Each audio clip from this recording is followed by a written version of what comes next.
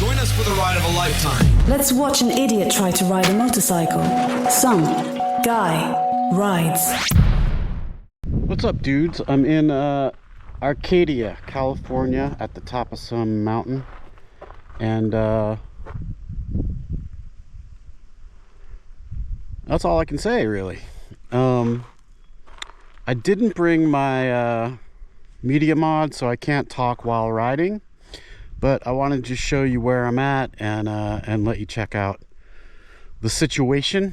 And I think one day this week, Jen's got a course going on right now, and I've got so much work to catch up on, so I did that today.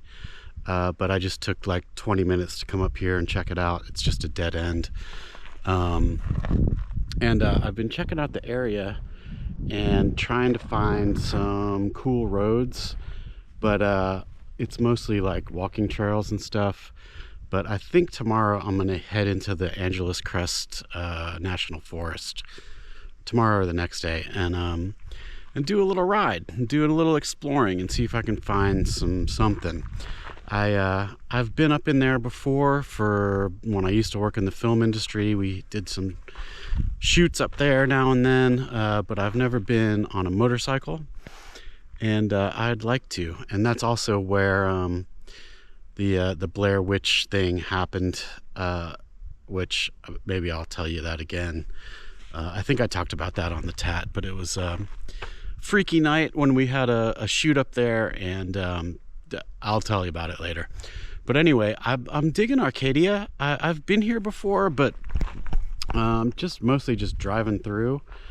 I pretty much hate this entire area as far as driving goes, because it's freaking terrible. But Arcadia is pretty cool. It's a nice little downtown, and you know, it's cool, and the people we're working with here are cool. So so it's all good. But we drove the RV cross country. So this is my second cross country trip of the year. But Jen's book came out, so we've been doing book events, like she does a little lecture and a book signing kind of thing, and it's been fun. So I can't remember which cities we've done. Nashville, Memphis, Oklahoma City, Phoenix, somewhere else, I don't know. But anyway, so she's got one in Los Angeles after the course, and then we've got a few more going home: San Francisco, Salt Lake City, blah de blah. And we're also going to stop in to Yosemite, which we've never been, to check that out. So that should be good. It was very last minute, because we weren't sure this was happening until last minute, but we're going to go check it out, and hopefully we can get in there and stuff.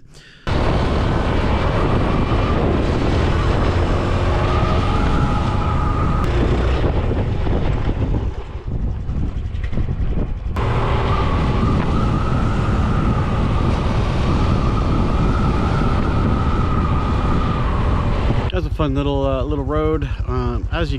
Just like any place with mountains, like WNC, that I get so annoyed that all the roads just peter out into nothing, and it's the same here.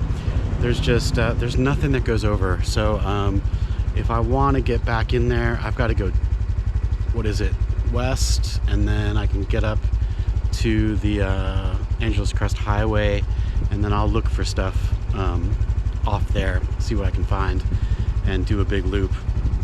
But I have zero gear, I have zero boots, I don't have any jackets, I don't have any protective gear, I got nothing, and that's not smart, but I'm not going to let that stop me, because I never have and I never will, and hopefully it'll be fine. It's just all the gear all the time. I know, and I kind of agree with that. I do agree with that, actually, but I don't have it. I didn't bring it because what we use this thing for on the RV is for like getting groceries or booting around, whatever, you know, sightseeing and stuff like that. And it's just not practical to put all that gear on for little stuff like that. Although I know all the gear all the time. I know. So anyway, I don't have it, and I'm gonna go out on a ride anyway, and let's let the chips fall where they may. Alright, dudes, I rigged up something for audio because I know you guys can't stand being without my meaningless, stupid, unintelligent babble. And out there is a big old mountain. That's the San Gabriel Mountains. And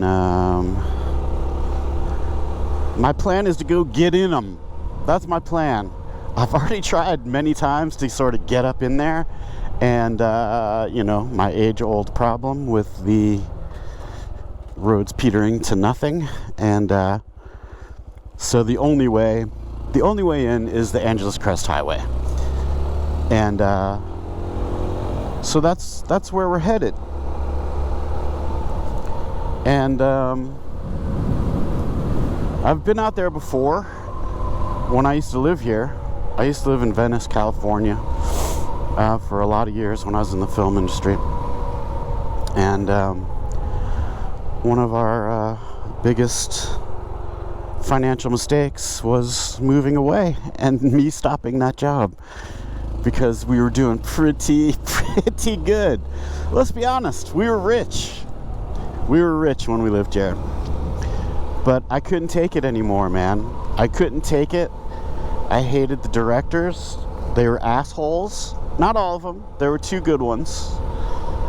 But what a bunch of dicks. I've talked about this before, like way back on the Tat ride, but there was one guy. This is my last job. It was a job for the Army, and we were all over the place. We were in like Tacoma and Kansas, Manhattan, Kansas, or New York, Manhattan. There's some big base there. I forget which one. It's a big one. And we were, you know, shooting helicopters and Chinooks, and like it was just nuts. And the director was this guy named Sam Bear, and I'm just gonna call him out because he's a total fucking dick. And I guess he's sort of famous. I think he did like the Smashing Pumpkins videos, and he's done a ton of stuff. He's done a couple of shitty movies, and he's a complete asshole. And if you know him, please tell him that Angelo Gianni said he was a complete asshole. Maybe he's changed, but I don't think so. He had this sort of, like, I'm a short guy, right? But he had the short guy energy where it's just total Napoleonic complex asshole, just a dick. I'm getting worked up again. Every time I think about this guy, I just get furious because he was such a dick. And I've talked about this a long time ago, but the most infuriating thing, not the most infuriating thing, one of the infuriating things that he did, he would come into the production office and he'd be like, give me $1,000 in cash. And so, you know, you got to do what the director says. That's just kind of how it is. And so give him $1,000 cash out of petty cash, and he'd be like, I got to take the edge off, and he'd burn it. I mean, what a dumb, stupid idiot this guy is. I'm sure he's still an idiot. Maybe he's changed. Maybe. I don't think so. And then he would also, like, he had this sort of posse, kind of, like a crew that he always worked with. And they remind me of similar things going on. Anyway, they were all like yes men, and just kissed his ass and knelt down before him and filleted him, basically. And he's just so abusive to everyone, and they all took it because they wanted their job. And but he would do things like at dinner. I think it might have been a PA or something. I wasn't at the dinner. I just heard about it afterwards. But he said he'd give him a $500 if they ate cheese off the floor, and the person did it. I can't remember who it was, But stuff like that, just humiliation, degradation, just a total shit person. Am I gonna get sued for slander? It's not slander if it's true. I think I said that exact same thing on the Tat 3 years ago when I was talking about this. Oh God, he makes me angry. I would love to punch him right in the fucking face. What a dick. Anyway, so what was I? Why did this even come up? I don't know. Oh, because we moved out of California. I couldn't take it anymore. That job, when I first got it, was so amazing. Like, I traveled the world, it went everywhere, and made tons and tons of money, and met celebrities, and like did the whole thing. It was commercials. It wasn't movies, because commercials is where you make the big money. And at that time, my band had just been dropped.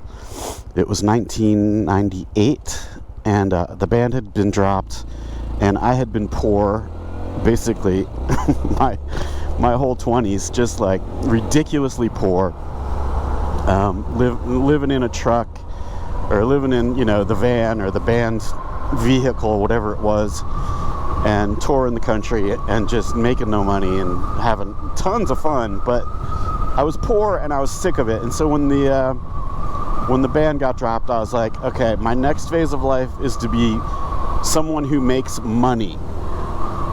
I just wanted to make a bunch of money. That was my goal. And also I was chasing my future wife, and she had moved out to Los Angeles. So I'm like, all right, I'll go to Los Angeles. I'm going to get some job to make a bunch of money, and that's what I'm doing. And that's what I did. I went out there. I started as a PA, making no money, and worked my way up, and became a production manager, and I was starting to produce a little bit, and financially everything was going incredibly. But then we had a kid, then we had another kid, and we're like, we got to get the fuck out of here. We were living in Venice Beach, which when you're single or newly married with no kids is incredible. Like, we lived in this killer spot. We're 2 blocks from the beach, 2 blocks from Abbot Kinney, 2 blocks from Santa Monica Main Street. I feel like I've talked about all this before, and I know I have, but then when we had the kids, we started noticing all the crap that was going on in the neighborhood.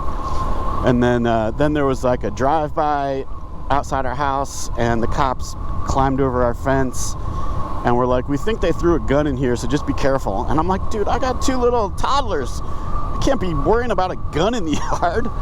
So anyway, and plus my job, I was really on the edge, and nothing good was going to happen. I probably would have gotten heavily into drugs or something, and it was not good. My mental health was not good anymore. And so we're like, screw it, let's go. And so we did. We moved to Asheville, North Carolina. Took a huge pay cut, like a massive pay cut. I mean, do you remember when you used to get Social Security statements in the mail, and it would there would be a page that had your income. I've talked about this too. I've talked about everything. There's nothing left to talk about with you guys. But it would have a page where it listed your income over the years, like from the moment you started making money to the present. And mine was like a big pregnant belly. It was flat all through my 20s, and then it had this big massive belly, and then we moved to Asheville and it went flat again. Oh, such a dumb financial decision, but the best decision we ever made. Totally happy with it. Money shmoney. You know what I'm saying? Money shmoney. I still don't really know how I got to talking about this, but anyway, every time I'm back in this area, I get in a weird mood, man, because I'm so happy that we left. I'm so happy. It's beautiful and everything, and there are some great areas and some great stuff, and I have some really good old friends here. Not here, I'm in Arcadia right now, but in Venice or Los Angeles. And I miss them, and I'm gonna see some of them while I'm here. But I'm just always like so glad that we moved when I'm hanging out here. I'm so glad. It was the right thing to do. And my kids, who knows what my kids would be like if they grew up here. I don't think they'd be as cool as they are. I'm not saying you can't raise normal human beings in Los Angeles. That's not what I'm saying. That's not what I'm saying. But there's just a weird, I don't know. It's a weird place, man. It's a weird place. Priorities are messed up here, I think. At least, I don't know, in the film industry, like the people that I was dealing with, their priorities were fucked. Not all of them. But, I don't know. I'm preaching. I'm on a high horse. I'm on a soapbox. Whatever. Point is, I'm glad we moved. It was a good decision.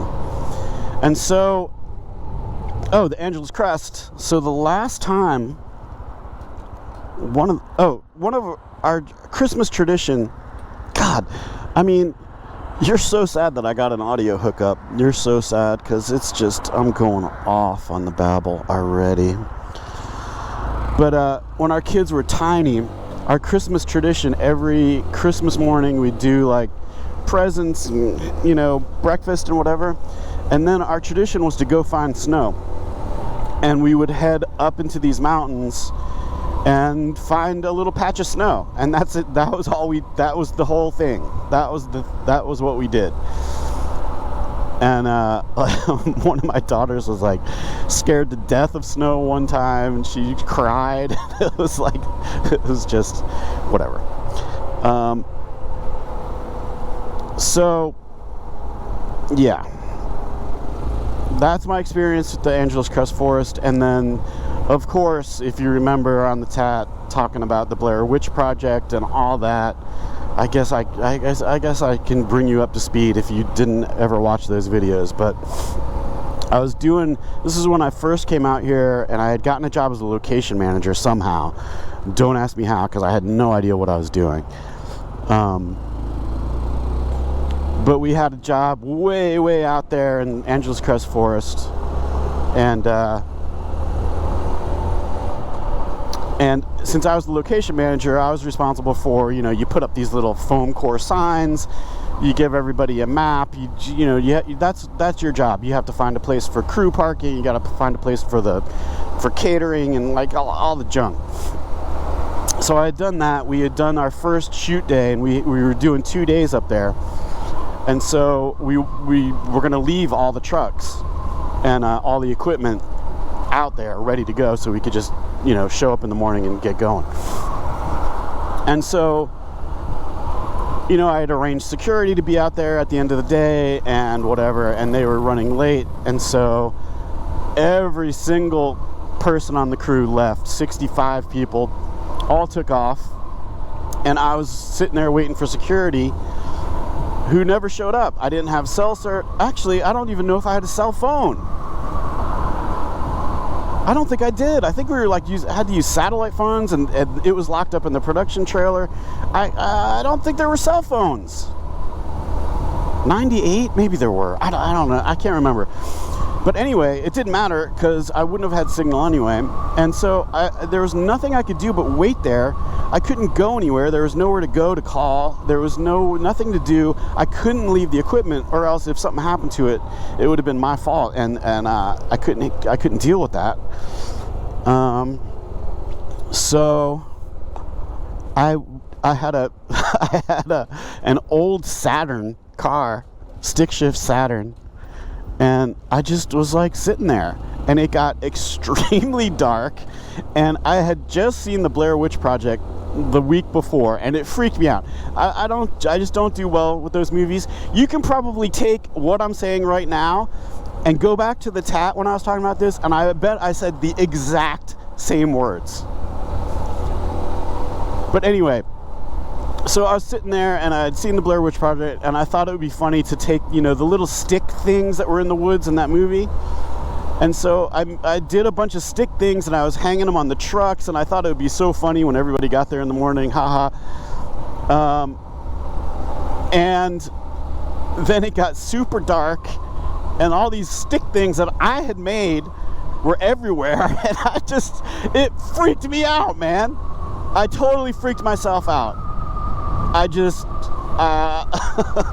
was positive the Blair Witch was right around the corner, and I just freaked out. I lost my mind. I locked myself in my shitty stick shift Saturn, and was just scared, waiting for security. And I don't remember if I stayed there all night or if security finally came. I can't remember, it's too long ago. But it was a traumatic experience, and it freaked me out, and I was not into it, and it was all my fault. So there you go. There's that story once again. I'm sure I'll tell it again in 3 years. So those are my Angeles Crest National Forest experiences, and it's beautiful out there though, and I'm psyched to go check it out. There's a road. There's no other way to get back in there that I can find, and I tried.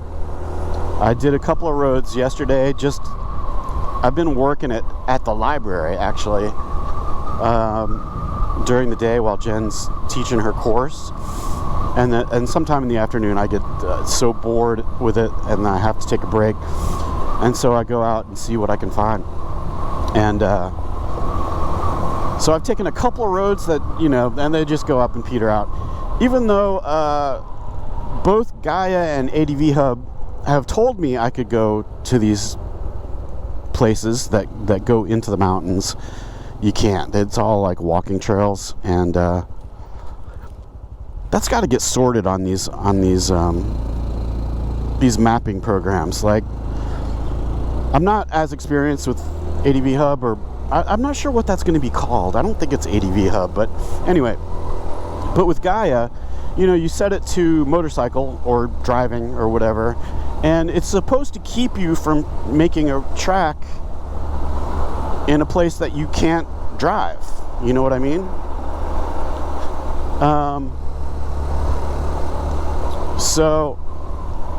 But it's not working. It doesn't really work all the time. So it's been letting me make tracks where I shouldn't be able to make tracks, and then I go up those tracks and realize you can't go on those tracks, which is it's problematic. And I'm not sure if I'm doing something wrong or if the maps just don't know. But like guys been letting me go on walking trails, make tracks on walking trails when I'm in drive mode. I don't understand that at all. That should not happen. So anyway, so the only way up in there is on the Angeles Crest Highway, which is, I think, Route 2. So I'm doing that, and then there's a road that comes down, but then it wasn't letting me go on this road, and it kind of comes straight through the middle. And I guess it's closed because of landslides. I googled the road and it said it was closed due to landslides, which, what do I care? That's fine with me. So I'm going through the Angeles Crest National Forest to, I think, Wrightsville is over there somewhere, and then I'm going to come back down to what's over there. I don't know, West Covina or something. I don't know, and then back down and back to Arcadia. So that's what I'm up to today. I have got no gear whatsoever. No jacket, no pants, no armor. I'm just in a t-shirt. I don't know what to say. It's not good. I don't like it. It's not responsible. I don't recommend it. It's not what I would normally do. But it's what I'm doing because I want to go on the net. I want to get out into those mountains, and that's just it's what's happening. I don't care. We'll see what I say when I'm covered in road rash later, but that's what's happening. And that's about it, man. We've had a good trip. The RV is awesome so far. Not too many problems. Had a sewer line leak that I had to fix, which was really fun. But all in all, it's been a great trip. Jen's been doing these little book events where she gives a lecture. I'm sure I've already said this, but they've been fun. We've been selling some books, and people love her and love her work, and so that's good. And I really wanted her to have like that experience of a sort of a book tour, because I know if I had written a book, like, I would want that. I don't know, it's just cool. And so I used my old skills from booking my band to find studios to book these little events at, and some of them have had, like, 25 people, and some of them have had 5. And either way, it's totally cool, making connections, selling some books, and it's been fun. I think we did, what did we do? Memphis, Nashville, Memphis, Oklahoma City, and somewhere else. I don't know where. And then she's doing LA in a couple of days, and then supposedly, then San Francisco. That'll be a good one because we know the person who owns the studio. And then we're gonna go to Yosemite for a while, and then we're gonna go to Salt Lake City and do one, and then Chicago, and then St. Louis. I think that's it. So we're on this grand tour, and yeah. And I forgot to download the California map onto my brand new DMD2 device, so I've got no map, and I'm already off track. I mean, I've got my route, but I don't have the underlying map, so I'm gonna stop right here in the shade, and I'm gonna try to sort that out. So I think it's downloading, maybe. I'm not sure if it's going to work with my cell connection, but anyway, check this out. So this is a new update on DMD2. This is what they do. Every day there's something new and cool. They've now got fire information just on your map, so check that out. I wonder if there's info if you click it. No, I don't think so. But that is really cool. That is really cool. This is what they're up to, man. So if you haven't looked into DMD2, you need to, because they're pretty serious about it being awesome. Check out Little Ugly. I put the rack back on and got this based on people on the Honda Facebook page. It's a Chase Harper magnetic bag, and it fits perfectly as everyone said it did, and it's easy to get on and off because it's magnets, and it's pretty on there too, which is good. So I'm psyched about that. California is a big place with a lot of waypoints and stuff, and that took a full-on coffee to sort out. But I'm sorted now, and I'm running into things already, and I'm good to go. I've got a map loaded, and finally I'm getting out of here. Although I was when I was waiting, I did notice that there is no gas to speak of on the route, so I'm going to stop here. Even though I just filled up, I'm still going to fill up because I'm a little nervous about that. I think it's less than 100 miles to Wrightsville, and there's gas there, as far as I know. But still, I'm gonna get some anyway. And that'll be that, and then finally I'll be out of here. I guess that it only took like 20 minutes or something, but I was just watching it, waiting. I thought I had downloaded the entire United States, but now I remember I got whatever that word is that I'm looking for, impatient, and just downloaded the Southeast because I wanted to get out and go. And I should have downloaded California last night because it took a while. But next time I have Wi-Fi, I'm going to do the whole goddamn country. All right, I'm finally going. I had to stop again because I somehow locked the screen, and I could not figure out how to unlock it. And it's one of the buttons on the phone, so I'm dumb. All right, so we're headed through Altadena, which had all the fire damage, and one of my friends I used to work with out here lost his house up here, and him and his wife did the music for Weeds and a bunch of other stuff, musicians, and when my kids were little, he and his wife had a children's band that were really good. Like, if you had kids when I did, then what was that stupid band? Oh God, they were so annoying. Guys in like Star Trek suits. Oh, what were they called? The Twiddles, or I can't remember. Oh my God, I can't believe I can't remember because they were so annoying. But anyway, they had a band that was for children, and that was really good. They were called Gwendolyn and the Good Time Gang. You can look them up if you want to hear some children's tunes. What was that band called? Oh my God, they had a TV show. They were so freaking annoying. I know you know who I'm talking about if you had kids in the 2000s. Anyway, we came out here to go to their wedding, and it was a mess. It was a mess out here, and it still is. I don't know if I'll see any of the mess, but it was bad.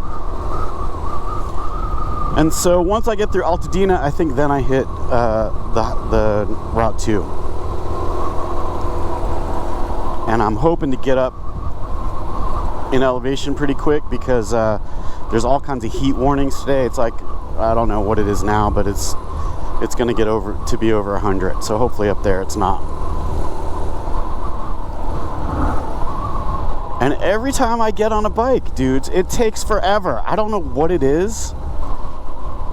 No matter what, I don't have any gear to bother with, and still it takes me forever to get going. That map it took a long time to download. There's a lot of information. Like it downloads all the surface maps, all the points of interest, all the gas stations, like everything is in there. So it's a lot. And California is kind of a big state, so it probably took longer than most. But I'm on the way, finally.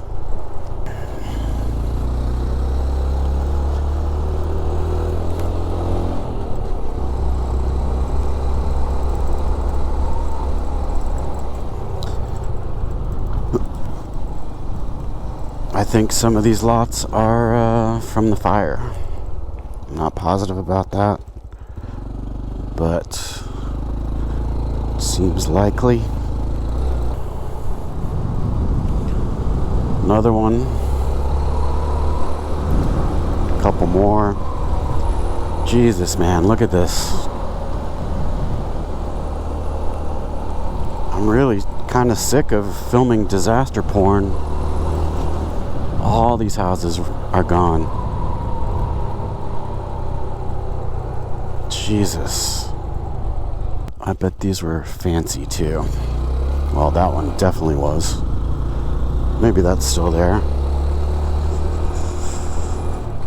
Another lot. House gone. Shit, this must have been insanity when it was happening. Oh. How long ago was that? Maybe, I don't know, 4 months? Has it been that long? Look at all these empty lots. It must have been just petrifying when this was happening. It just seems so random too, like one house gone and all the surrounding ones are fine.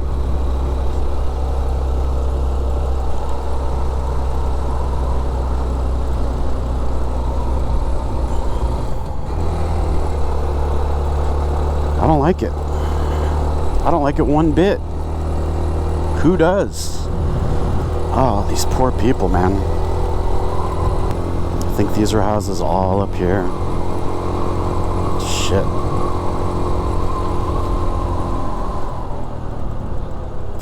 Shit. I was also thinking that I had been doing better about the swearing. I feel like in the last, I don't know, year even. And something happened today, and now I feel like I'm swearing up a fucking storm again. Oh. I'm not sure why.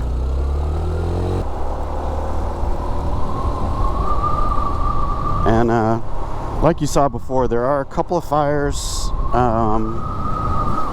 somewhere up in here, but I don't have any other information other than that. I don't think I'm going really that close to them.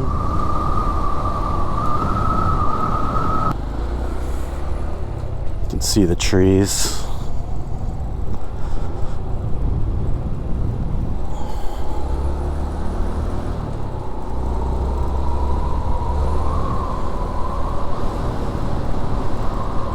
And speaking of DMD2 and how badass they are,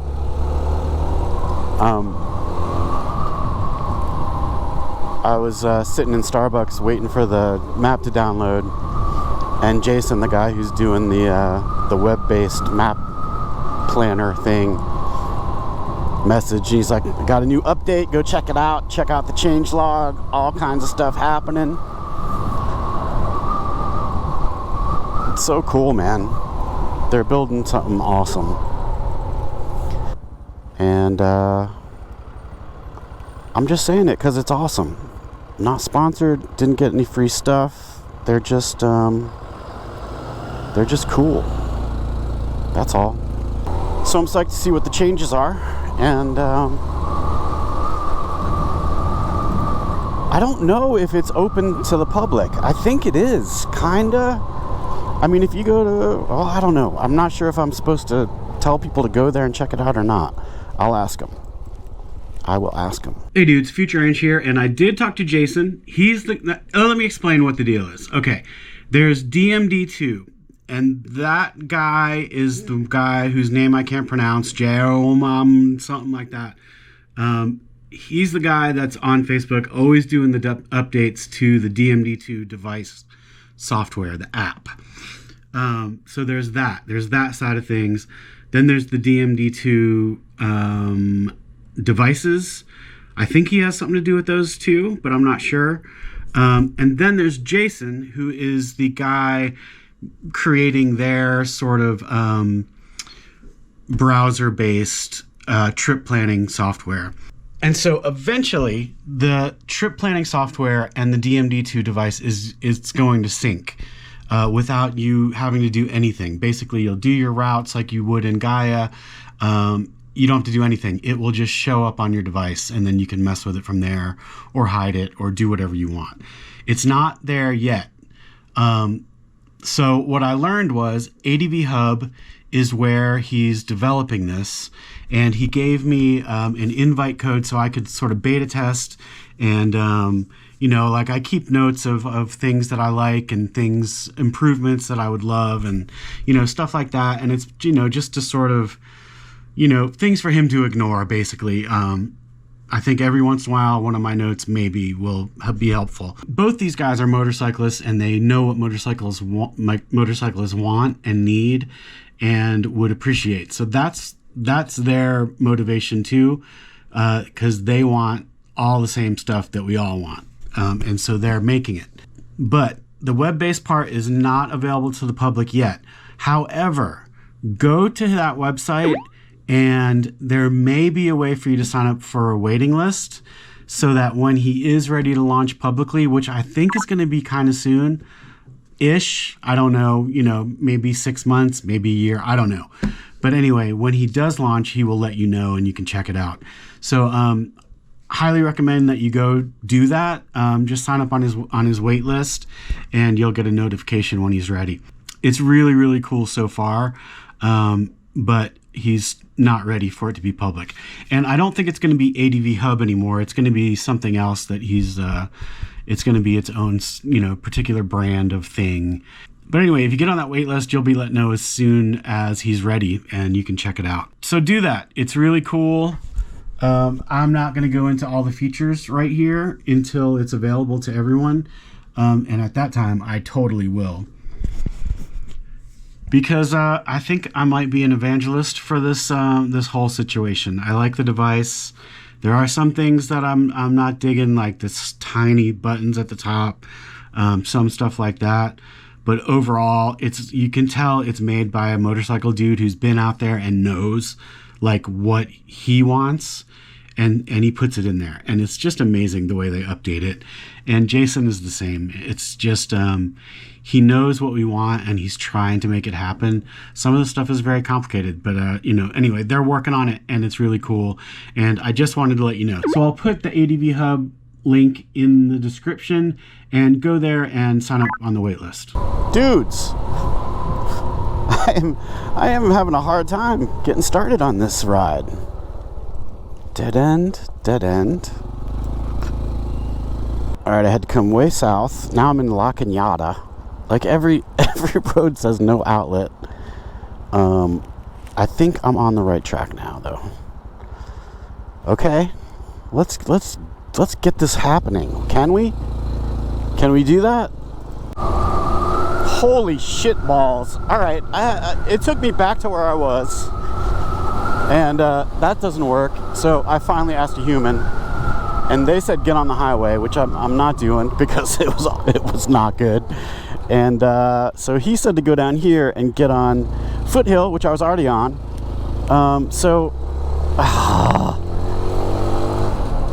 What is my freaking problem, dudes? Seriously.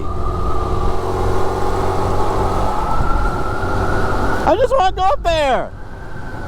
I stopped for some Gatorade, and I topped it off again. It took 65 cents just because I'm paranoid.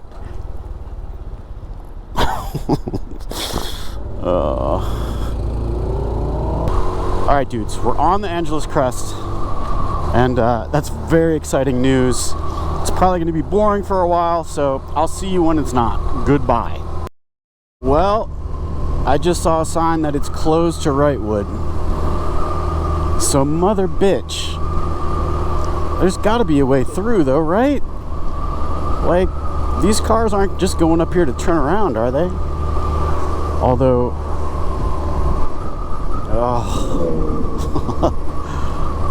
so typical, so typical. All right, I'm officially in the National Forest. That's good. Well, if it has to be an out and back, I guess that's what's happening, but I'm not psyched about that. It said to Azusa close and Wrightsville closed, and Wrightsville is at the end. So I'm not sure what's up, dudes. What I am sure of is that fancy cars come up here to do their fanciness, and I am slowing them down.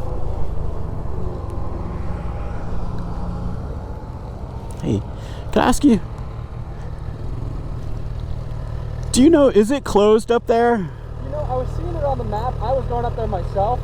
I don't know if it is. I was going to head up right now. Yeah. I haven't talked to anybody coming back down. I've seen a few bikes, but nobody, I mean, obviously they're wearing helmets. You know? Yeah. I saw that sign that said closed to Wrightsville, which I don't know. I'm seeing bikes come back down, so maybe they're getting turned around at some point. Yeah. I'm just going to head up anyway. Right on. But yeah, I don't know personally.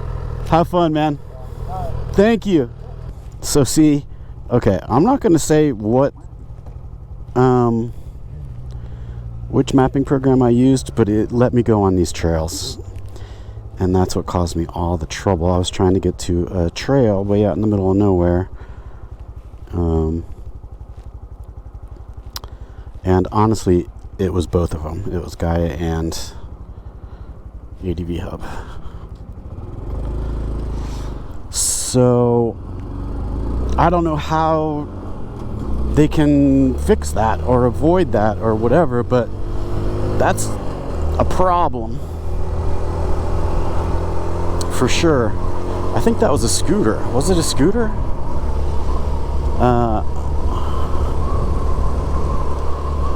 Because, you know, when you're planning in areas that you don't know and it lets you do that, that's not good. It's not good. I'm gonna be, there's like a Porsche behind me and stuff. Everyone's gonna be annoyed with me. I don't really care. I'm annoyed with me too. So I think all these people are going up and coming back. So whatever. I'm doing something.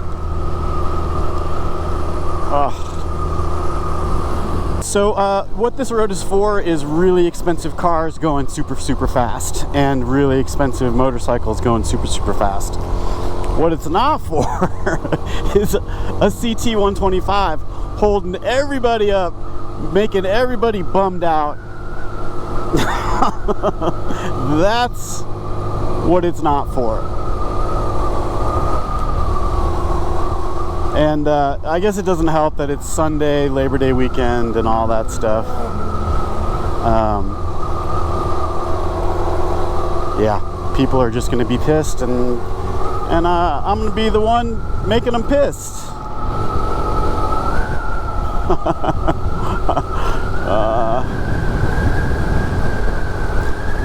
Little ugly it does not fit in here. Well, let me just say that. I think I was also thinking that, you know, I'll go up here and I'll find a really cool dirt road that goes off into nowhere, and I don't think that's going to happen either. I think everything will be gated, if there even is anything. Like on the map, you see all these little trails, but they're just all hiking trails, and there's not going to be diddly squat. That's what I'm saying.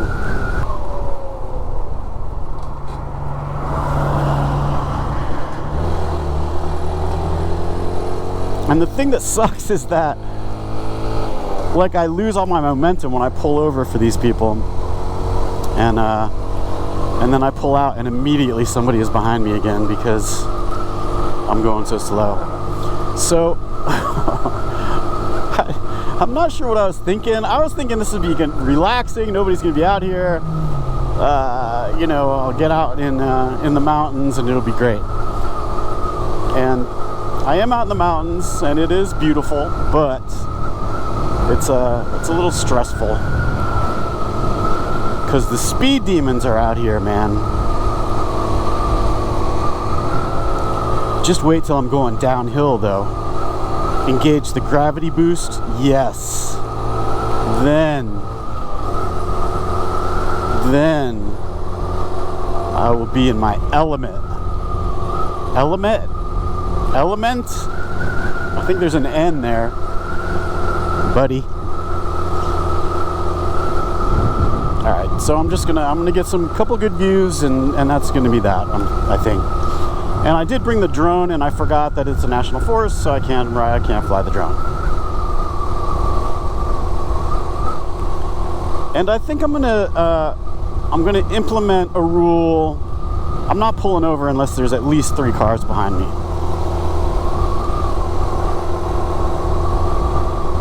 they're so pissed because they came up here to just let her rip. I feel terrible. I feel terrible. Because I've been the dude on the motorcycle behind whatever. And I understand the pain and suffering. And I hope no one dies passing me. That's what I hope.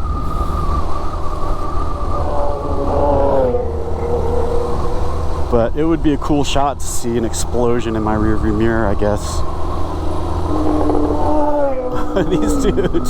These dudes are nuts, man. They're nuts. I appreciate it. I'm not into that kind of riding at all. Not even a little bit. Not even a little bit. Pass me, dude. Pass me. You got the chance. You're gonna lose your chance. Step on it. You just barely made it, Corolla.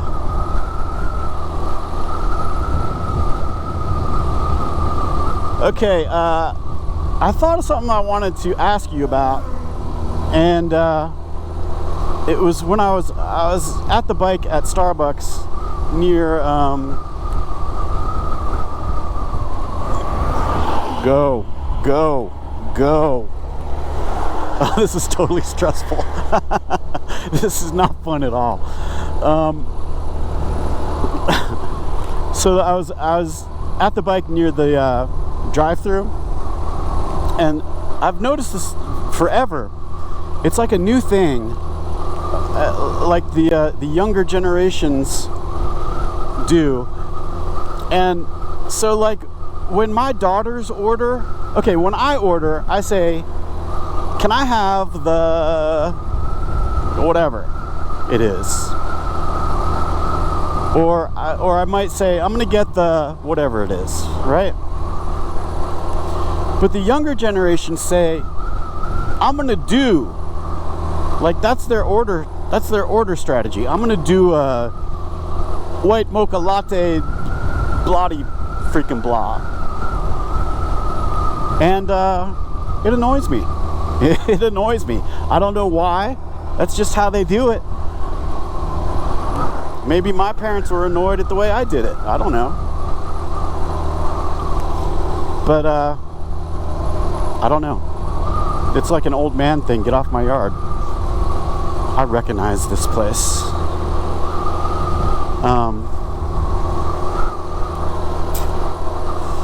Yeah.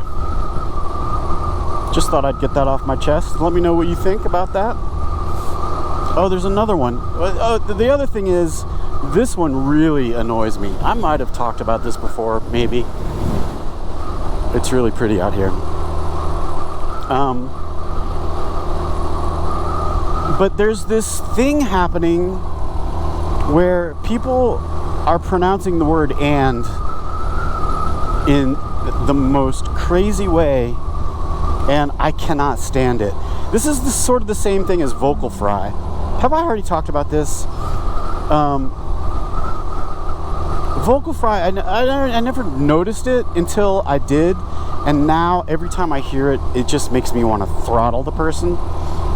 And you know, it's mostly women, and they put that I don't know, you know, they put that fry on their words, and it's super freaking annoying. And I hate to point it out to you if you've never noticed it, because now you're just gonna be pissed every time you hear it. And this is the same. I first noticed it on Hard Fork, which is a podcast that I really like. It's about technology and you know, whatever. These days mostly it's all about AI and stuff.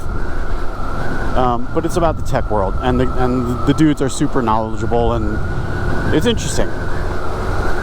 But the one guy says the word and I don't know why this is happening, but so I first noticed it there, and Oh my God, I hate it so much. I hate to be judgy like that. It's like, whatever. Pronounce and however you like. It's fine. It really is fine. But Jesus, it just drives me freaking crazy. And oh my God. And now I notice it everywhere. Just everywhere. Okay, what is this? Where are we? What's happening? Angeles Forest. What's going on?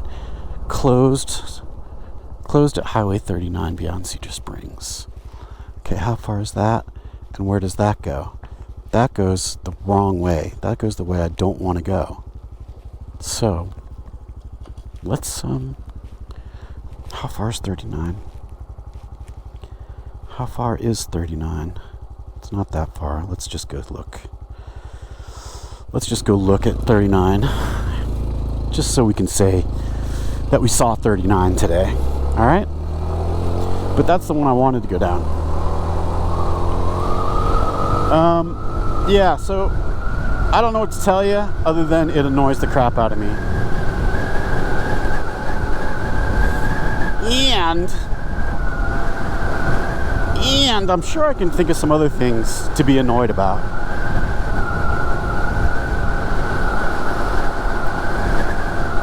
Oh, it just drives me absolutely crazy. Maybe we'll go to the Switzer picnic area on the way back. Road closed ahead. Come on! Angeles Crest National Forest Road. Son of a bitch. And I feel like it gets a little more foresty. Like, this is just deserty. And kind of bunk. It's beautiful, but I don't know.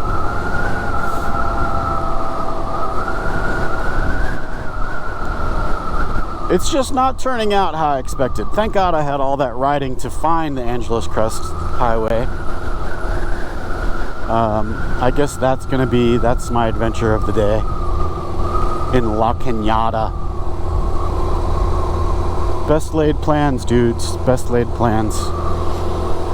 What can you say? I mean, there is always the option of going down 39 even though it's closed. There is that, but I'm not doing that. I just know I would get caught and fined $1 million and it would just bum me out. I'm just too much of a rule follower, and I can't do it. All right, so see, it gets more like that the further you go, I think. You know, with actual trees and stuff.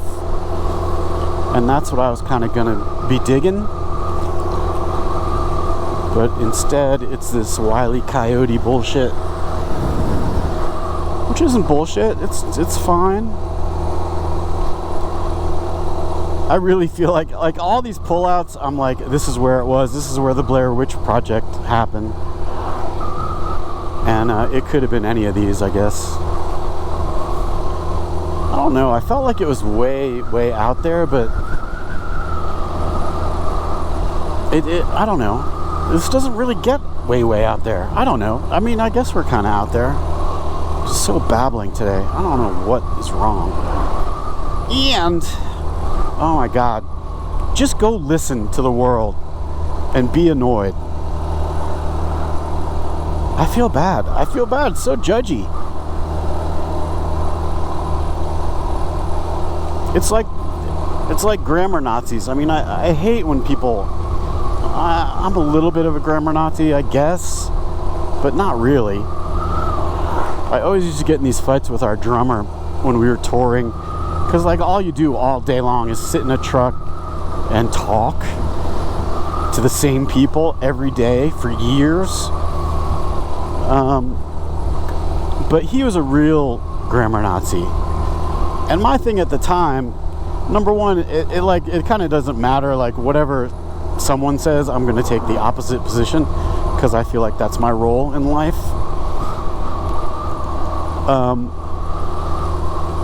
But he was a real grammar Nazi, and I was like, dude, it doesn't matter. What matters is communication. If I can make you understand something using incorrect grammar, then that's the better way to go about it. And he fought me on that for years and years. But just like maybe 2 years ago, he admitted that he was wrong. And not related to me, just like on Facebook, I can't remember what it was about, but he made some comment and I was like, that's right. That's right. I was right. You were wrong.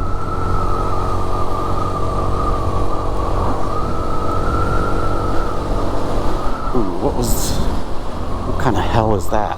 Oh shit, I'm about to drop a battery. Mothers. I'm about to drop a battery. Note to self, I can't stand up because I'm attached to a battery that's attached to the tank bag. So, there's that.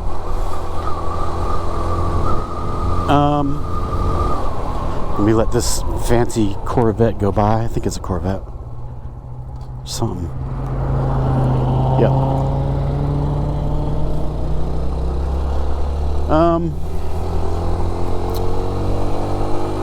Right.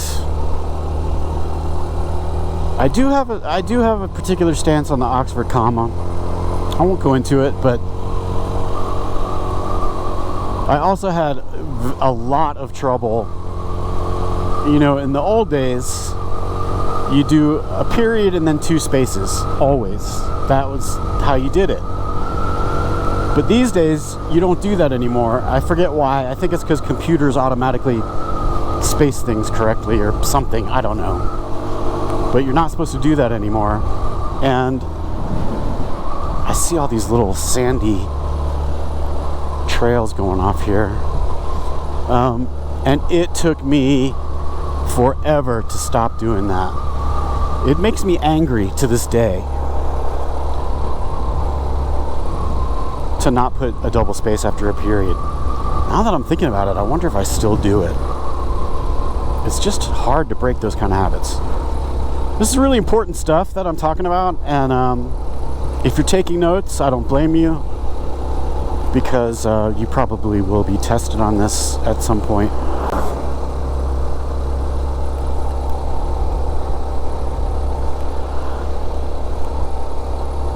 I could just shut up and play some music for a while. I feel like this is a spot, maybe. I don't know, they all look the same.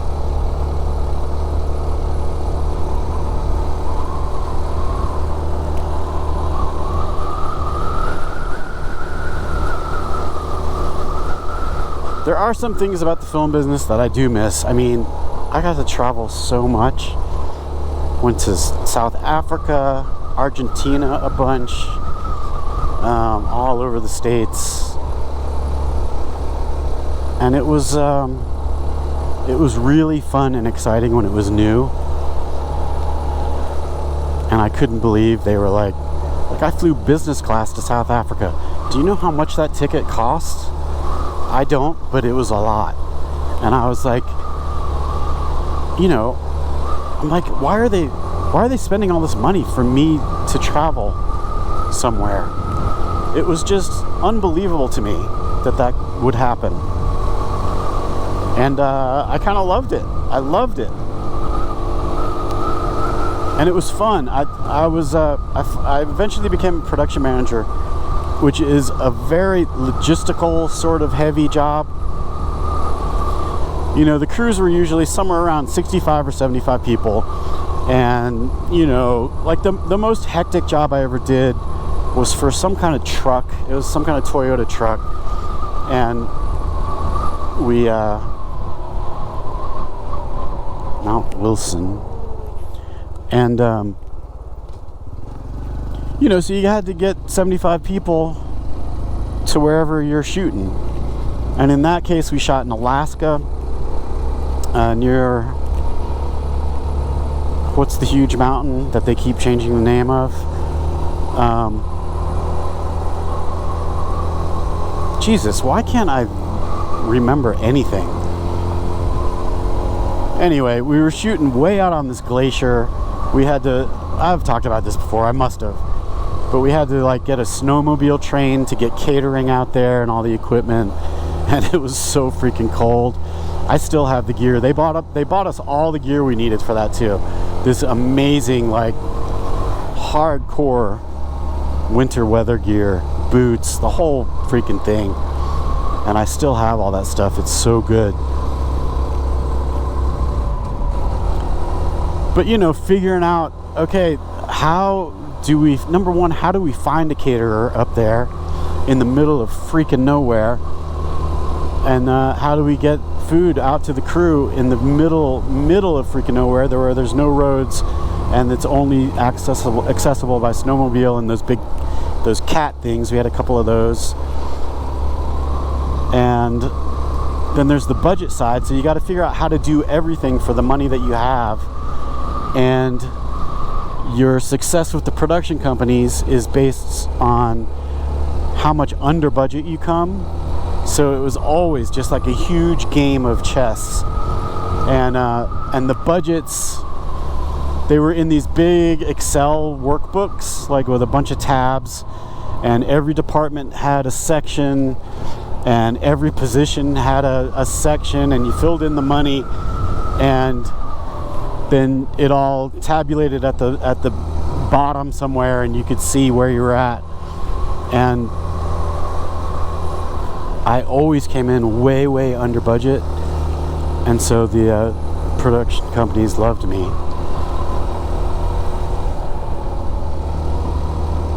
And I was good at it because I'm cheap by nature. Like, I don't like to waste money. I'm actually not cheap. I don't like to get ripped off, and I don't like to spend money that I could, if I did it a different way, I could spend less money.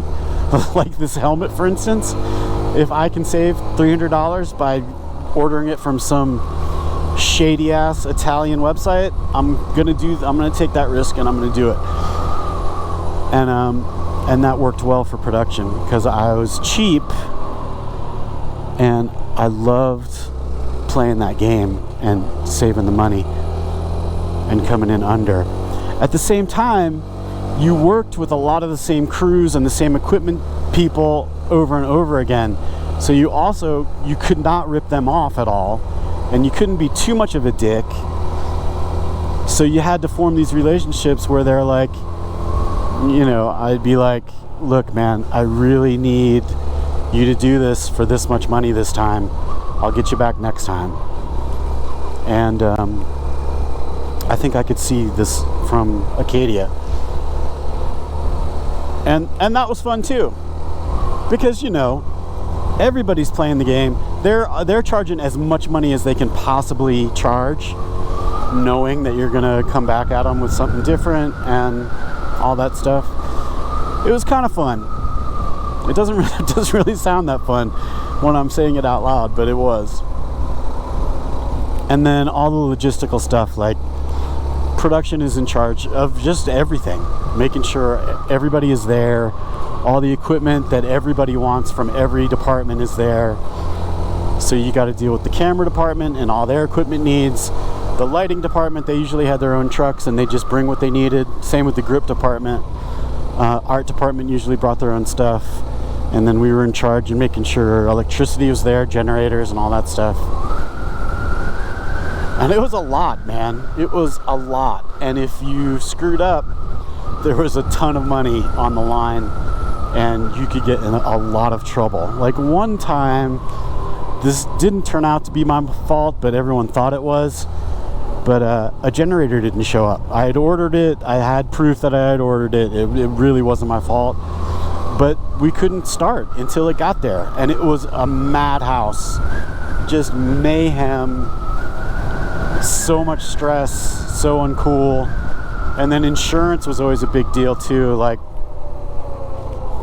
where were we? Somewhere in Bariloche. I feel like I've talked about this too. I've talked about everything.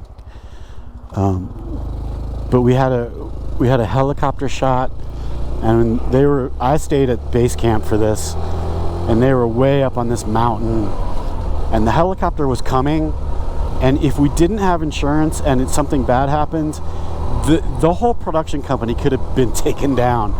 And it was so stressful, and I can't even remember what happened. But it got sorted out. But just crazy stuff like that. Crazy stuff. Okay, we were in South Africa. I've talked about this before too. I'm positive. I'm just gonna stop saying that.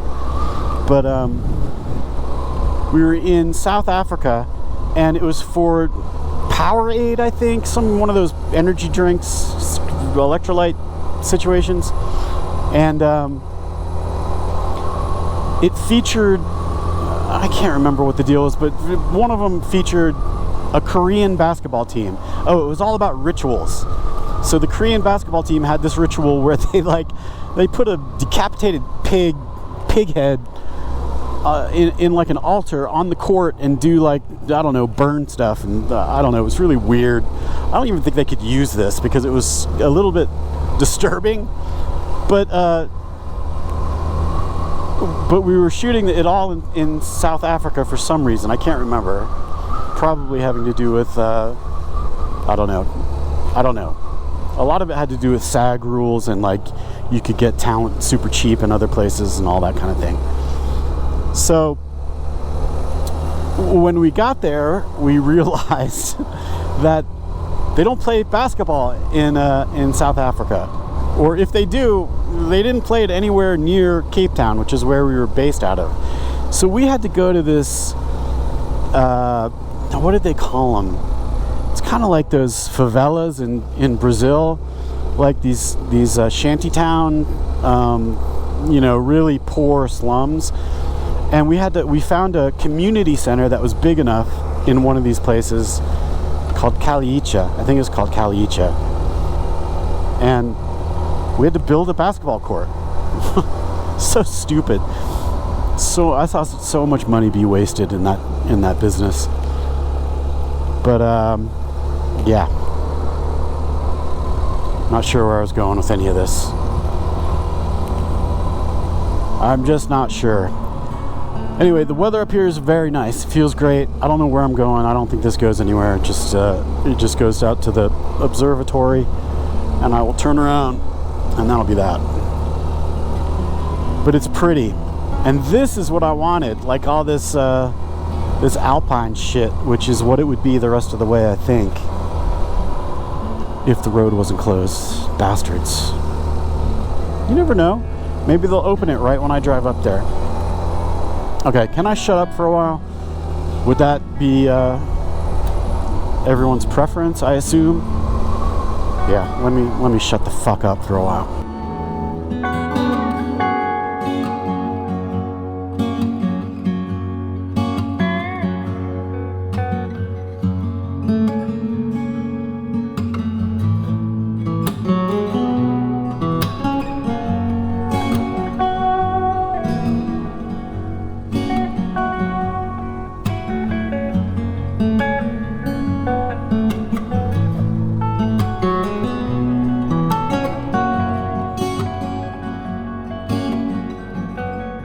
If I wanted to, I could get a running start and launch it. It's just comforting to know that I could. Look at that car down there.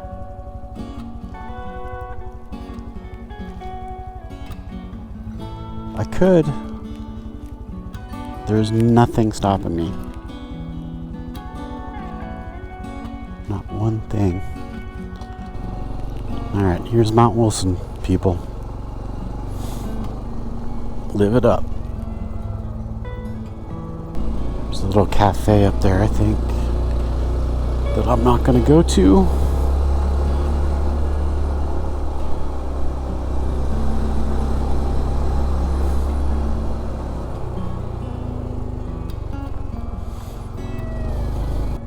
What do you think that's about? Just a place to be?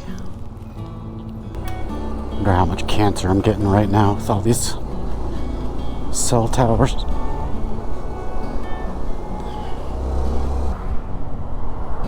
There's downtown LA out there, if you can see it through the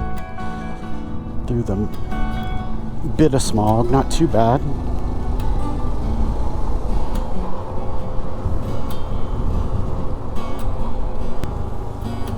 death to the right.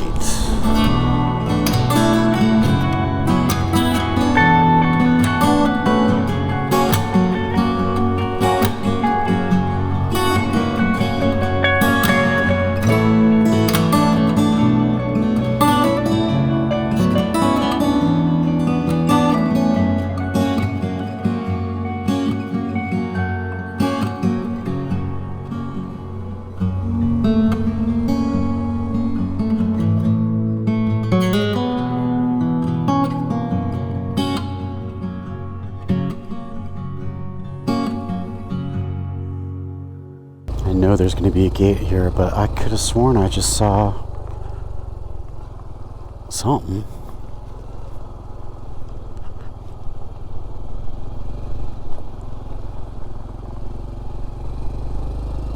Yeah. Of course. Stay curious, friend. Stay curious.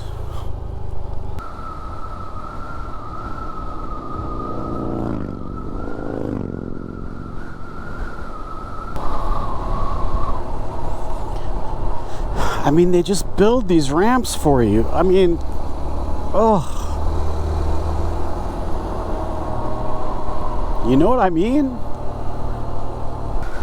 So even if it was open, I don't know, I could have made it, because DMD2 is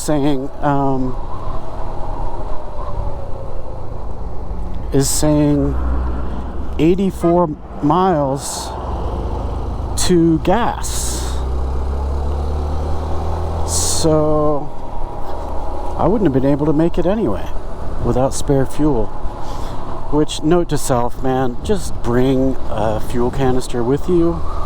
No matter where you're going, no matter if you don't think you're ever going to do any riding at all, just bring it. I would say bring your protective gear as well, but it's so freaking bulky, and that's an issue in the RV. So, and I'm almost at 50 miles on that tank of gas right now.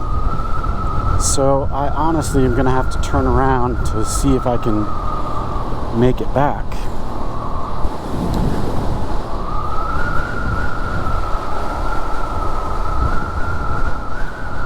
I kind of wanted to get to where it was closed, but I don't think I'm going to make it.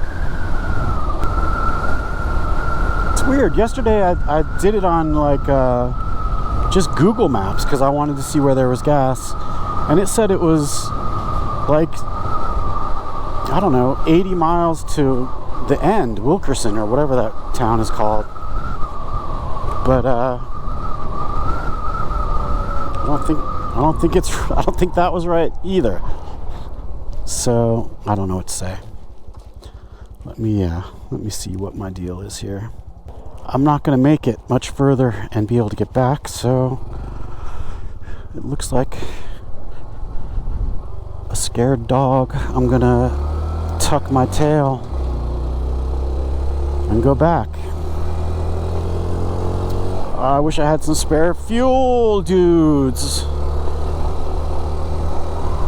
I really do.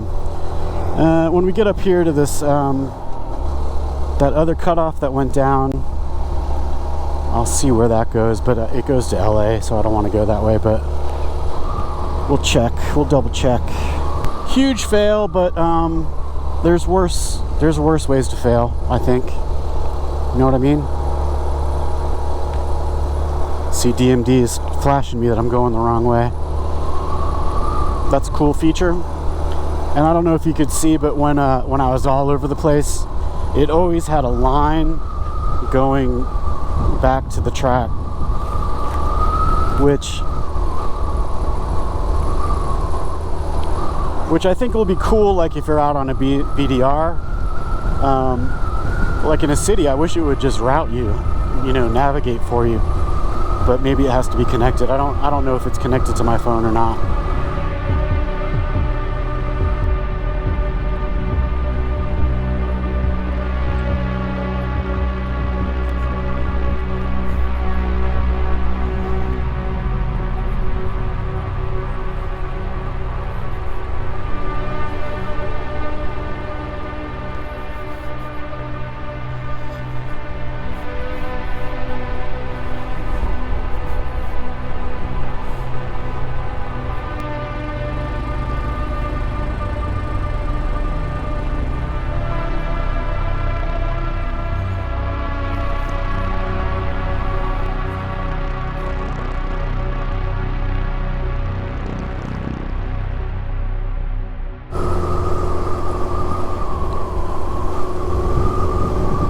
hindsight, but I totally should have just gotten a Gatorade bottle full of fuel and brought it with me.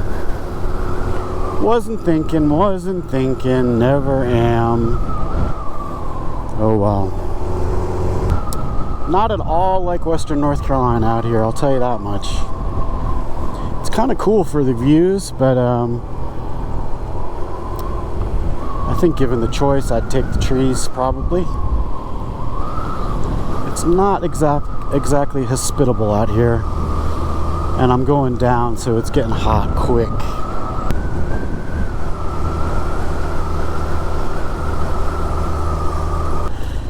Alright, change of plans. I saw something called Big Tahunga Road, and I'm taking that.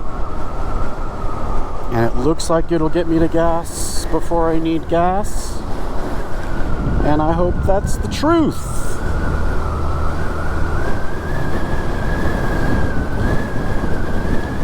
Just can't tell, man. Like, it could be a gate at any time, and then I'd be screwed. Do you know what I'm saying? And there's no traffic down this way, but I'm not sure what that means either. Is there a reason for that? Big Tahunga. Back when I lived in LA, I had this idea for a song, and the song was gonna be called Hollywood Hates the Valley. And there was a line in it that was, I threw my love in the Tahunga wash. I don't know where I'm going with this, because the song went nowhere, and for good reason, most likely.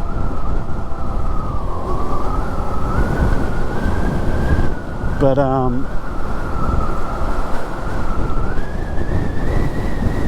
I wanted it to have a, what was that Rob Zombie song? Too human to be human or something. What was that? What was that?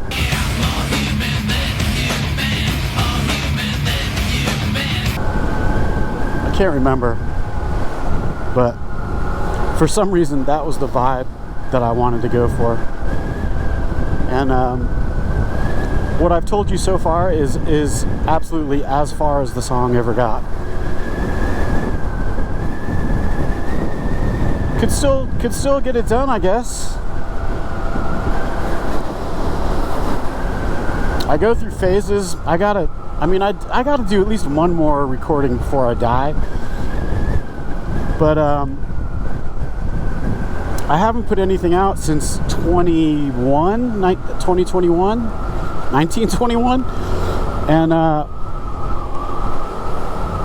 and so every time I think about going for it again, like, I get out my guitars and they all need to be set up. Like, they've just been sitting.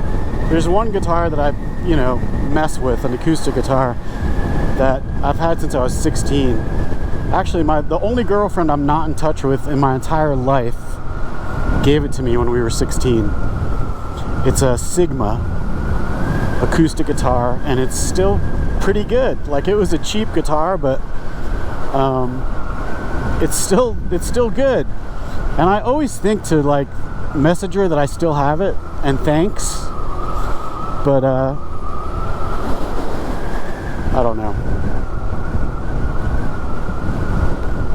We were together for we tried to do like the long distance thing into college, and it definitely didn't work. Again, not sure where I'm going with that, but it's because, yeah, I look at the guitars, they all need to be set up. Not that I really need them all to do a recording, but then, like, my recording software, I use that for voiceover stuff, but it's like, I have all this all these electronic instruments, and anyway, it's just like, it all needs to be updated and fixed, and all that stuff. And then I have this thing called a Helix, which is like an amp modeler for the guitars. And I guess everybody knows about this now, but God, I wish this thing existed back in the day. It's just a little floor thing, like a pedal board, and that's all you need. You plug it straight into the PA system at a club, and it has every amp you could ever imagine in it, and it sounds good. And I so wish that had been a thing back in the day, because I had this huge Mesa Boogie stack for my dirty sound, and then I had a Roland Jazz 120 for my clean sound, and I use all these alternate tuning. So I had, I don't know, we would travel with like 7 or 8 guitars all in a different tuning, and it was just such a hell, especially for like our road manager. He had to deal with all that. And then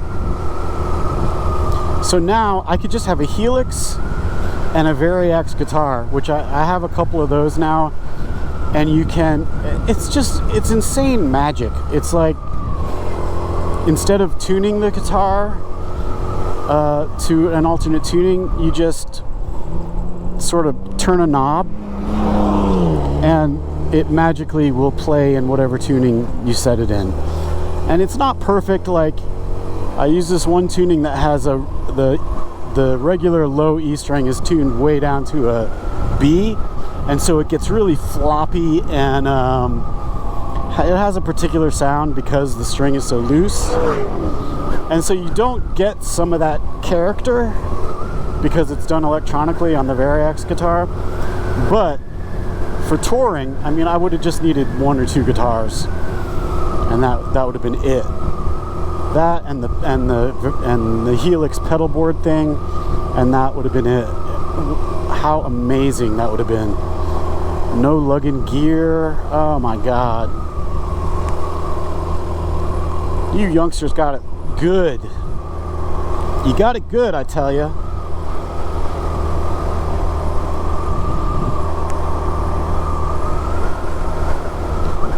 But anyway, whenever I look at that stuff and think about getting it all in order so I can record, it's too overwhelming, and then I blow it off. But I am gonna do it. I am gonna do it sometime. I am.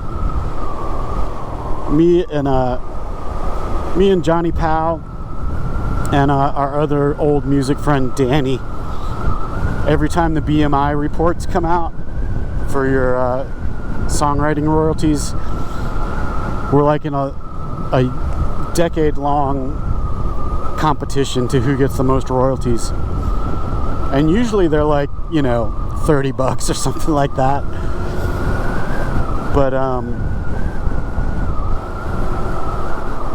But recently I've had like I do some licensing for music, like just for the hell of it, just throw it at the wall and see if anything sticks, and every once in a while something sticks. And so, like, I've been paid for years on this song that was used in Return to Amish, some show. I don't even know what it is. It's some like reality show about Amish people, Amish people, and the episode is called "Where's the Beef?" I think. So I get a couple of bucks for that, and then I get something. There's some grilling show, another reality show. They use something. But recently, well, it wasn't recently, a couple, I don't know, it's probably been a year now, but some Spanish language show used a song. They used like the whole song in a scene with lyrics, which usually, or with vocals, which they usually don't do. They usually just use instrumental snippets and stuff. And I got a windfall. I got, like, I don't know, when it first came out, it was $1,000 or something, and I'm still getting good money from that. The last one was, it's been a year, and the last BMI report was like $500. So that's cool. That is really cool. Just imagine if my band had been had been huge. Just one hit song, man. Is that too much to ask for? I would have been set. And with one hit song, even if that's all you have, there's still bands that only had one hit that, you know, 20 years later, they can go on tour and fill little theaters. And that would be fun, man. That would be fun. We got together, the band ended in 98, and then we got back together in 2006 when I moved back to the area. And we put out a bunch of records just for fun. And then our last show was 2017. And we're kicking around doing what would it be, 35-year show? We're thinking about it. I don't know. Who cares? But maybe it would be fun. I like those people. I like the people that were in the band. And it's usually fun when we get together, but I don't know. I really hope this goes through. I think I've got about 10 more miles to go to see if it goes through.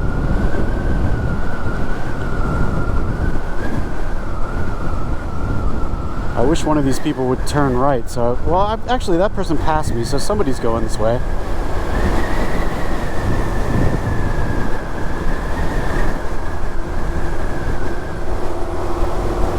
I'm only at 7. I've got 30 more miles at least, so, of fuel, so I don't know what I'm worried about. I'm good.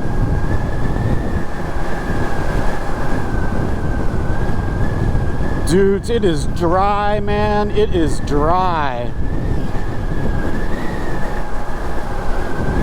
It is hot and dry. I'm gonna need to replace my lips when this is over with. One piece of advice for all you people passing a CT125, just go by quickly so we don't have to slow down so much. You know what I mean? Come on.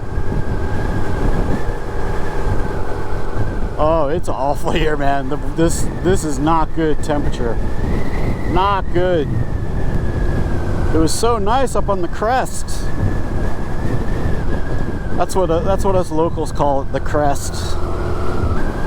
I think somebody might need a beer after this.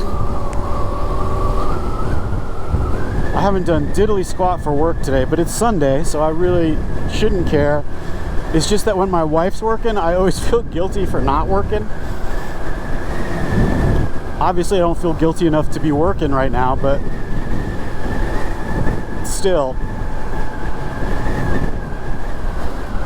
I did a little bit of work at Starbucks when I was waiting for the map to download.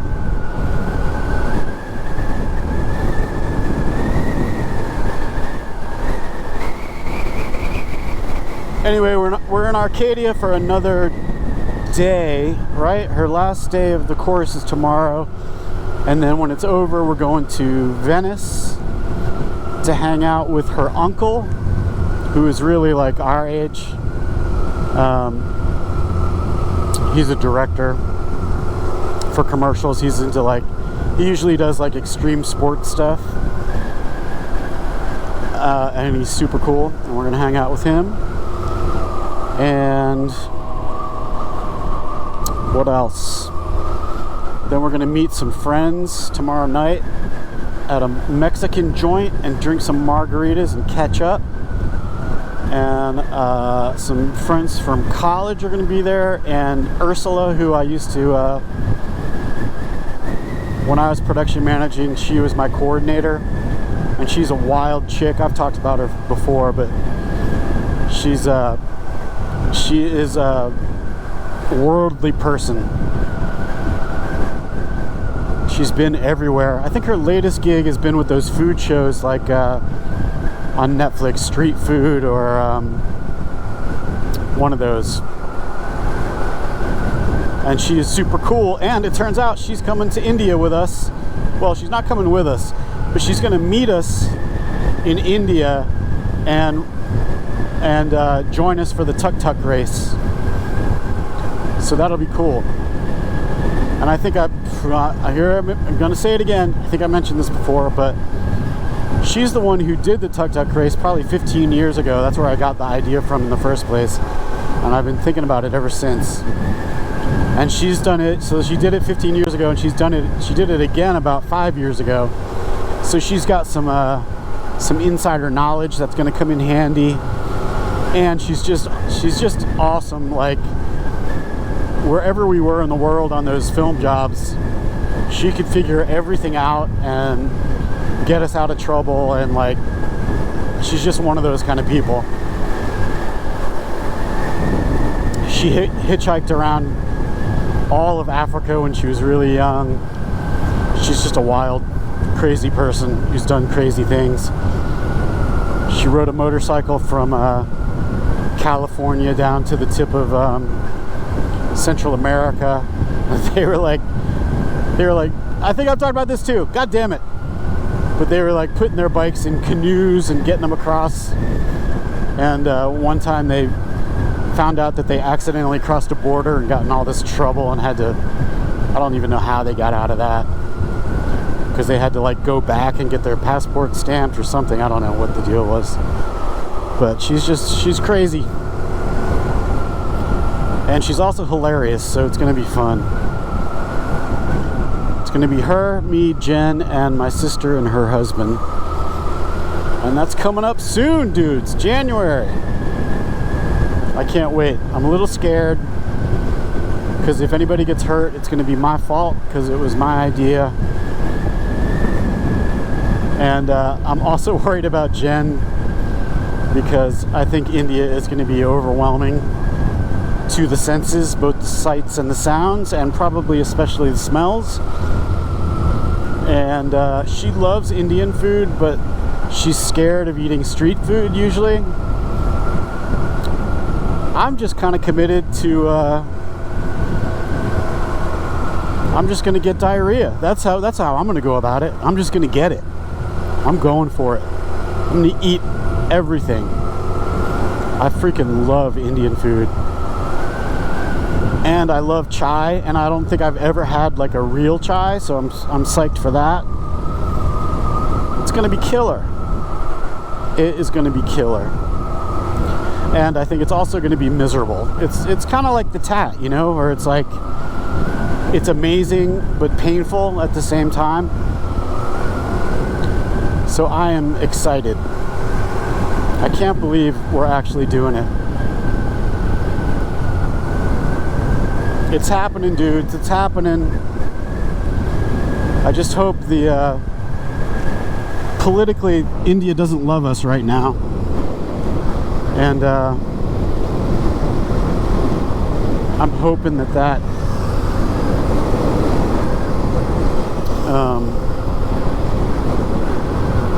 I'm hoping that chills out a little bit. And I had wanted to go to that Pakistan-India ceremony on the border, which I know I've mentioned that before too, but look it up. It's amazing. It looks like the weirdest, coolest thing I've ever seen. And I'm gonna see it before I die, but I'm not gonna see it this time, because I don't know if they've started it again, but they stopped it when Pakistan and India had their little back and forth there. And I don't know if they're doing it again now, but Jen is like, you're not going there right now. And I kind of agree. It might not be the best time for that. So, but it looks so cool. I feel like I'm striking distance of gas, and no issue. But where am I? What town is this? Might be Tahunga. Isn't there a Tahunga town? I think there is. And it's hot and shitty here. Jesus. Not shitty. I'm not dumping on your town. It's just yuck, man. God. The humidity is just brutal. All right, let me find some gas. well, my GoPro wouldn't work there for a long time because it's so hot and it overheated. Anyway, that's about it. I'm slogging it back to Arcadia, and that was cool. You know, got out and about a little bit. Wasn't what I thought it was going to be. I thought I was going to do the whole Angeles Crest highway, but no freaking dice. And it actually worked out good, because now I just got a text from my wife that they're going to be done at 5:30. So this works out perfect. I would have not been back by 5:30. So anyway, dudes, what's coming up? I still want to do the Southeast BDR this year, and I don't know when that's going to be. Somebody commented on the Honda review video. That thing is still going strong, man. I think there's like 325,000 views on that thing, which is cool. If I could only make one of those a week, that would be great. But they said they were going in October, and October seems like a good time to go. And they were taking their CT125. I think I'm gonna take the Enfield, the Royal Enfield, because it's just, you know, said it over and over again, it's just set up better for camping. Although I might try to redo my pack plan for this bike, and maybe if I didn't bring kitchen stuff, I don't know, I might be able to get it down a little bit. But you know, it's the layers, it's the tools and tubes and like all the junk, and then the sleeping bag takes up so much room, and I don't know, I have to take a laptop just because I've got to keep up on work and stuff while I'm away, and I don't know. There are ways to get it smaller for sure. And I was also thinking about a large, just a top box, you know, that I can just dump stuff in. I wonder if there's like a sort of like a cooler kind of thing, like made out of that light sort of plastic that would go back there. I don't know, I need to research it. Or I could do what's his name, Sterling Norin, or Norin Sterling? I think it's Sterling Norin. I always get it wrong. Anyway, if you've been watching his CT125 stuff, man, his setup is pretty cool. Although it's hard boxes, which I don't like, because I feel like I would break a calf or something, or get pinned underneath them, or wreck them. Really, I would just wreck them. But he said it was like half the price of the bike to do his setup. He's got like a nice top box and some aluminum panniers. It's a really cool setup, but I don't know.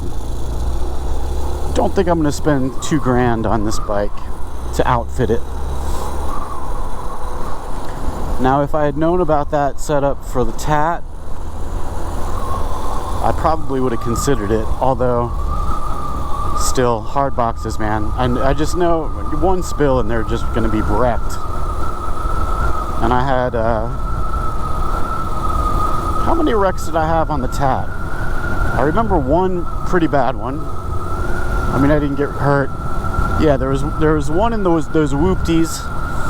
And they would have gotten wrecked on that. And then there was one in the deep sand, and then a couple of tip overs or whatever. But I don't think I'm as good a rider as Sterling, so that's something to take into consideration. But his setup is really cool, and he brings so much shit, man. He's got like cooking stuff and spices and oils and like all kinds of shit. Little table, little firebox. Like, he brings a bunch of shit, and he has really cool, you know, camping situations. Or wait, did he bring his... I think he brought his van on this last series. Anyway, I like that guy. He's cool, man. He's a good filmmaker too. He does all the BDR stuff. And when I was prepping for the tat, I emailed him and I was like, dude, can you tell me what you do about charging your devices on the way? And he totally hooked me up with some advice, and I really appreciated that. It's cool of him. I'd like to visit his hotel or his motel sometime and check out that area. It looks cool.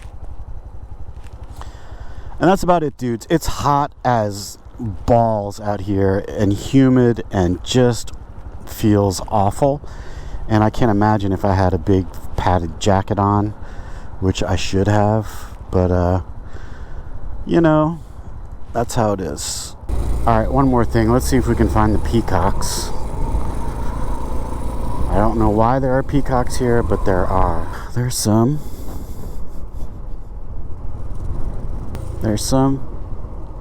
Anyway, hope you guys are well. I might check in with you from Yosemite, or as I call it, Yosemite, and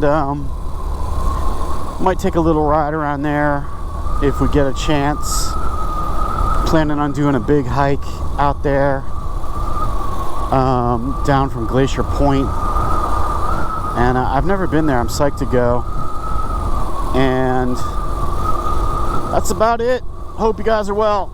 Catch you later. Hey, please like this video if you liked this video, and if you'd like to see more, hit that subscribe button and the alert bell. Also, if you're interested, there are links to gear lists and goofy t-shirts in the description. Thanks a ton for watching.